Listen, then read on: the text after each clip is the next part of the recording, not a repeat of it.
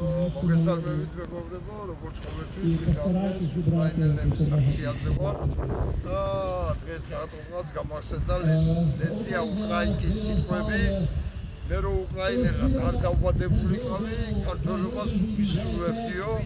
იგივე შემიძლია თქვა, მე რომ ქართველად არ დავბადებულიყავი, ვისურვებდი რომ უკრაინელად დავბადებულიყავი.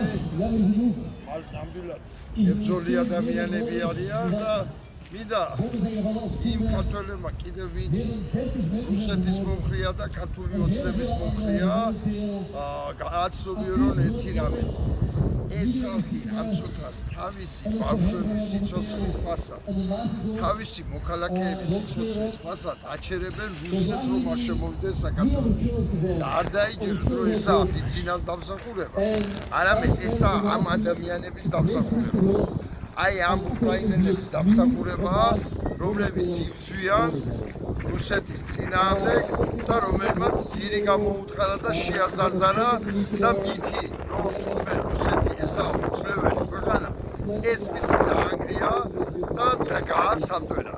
და აქედან გამომდინარე მინდა ერთი ახლა ჭკუის დარიგებიდან ჯვარი მწერია ყველას, მაგრამ მე მინდა ერთი რამ თქვა. ჩვენ რო გამარჯვებას მივაქციოთ, აუცილებელი არის რომ აი გავიდეს ეს ტალღა მთელ საქართველოში და ცოტა არის რომ 10 ქალაქში მიმდინარეობს მხოლოდ საპროტესტო აქციები. უნდა გავიტანოთ აუცილებლად.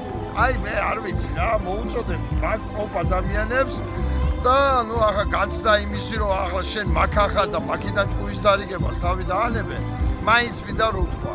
საჭიროა შეიქმნას ჯგუფები, რომლებიც ივლიან და თუნდაც პირველ არხთან როცა გავარ და ვითხოვთ ტელევიზიის გახსნას, რატო ვითხოვთ, რომ იმ ტელევიზიიდან ხალხს ვესაუბროთ, მაგრამ ახლა კედელს უნდა მივასკვნეთ.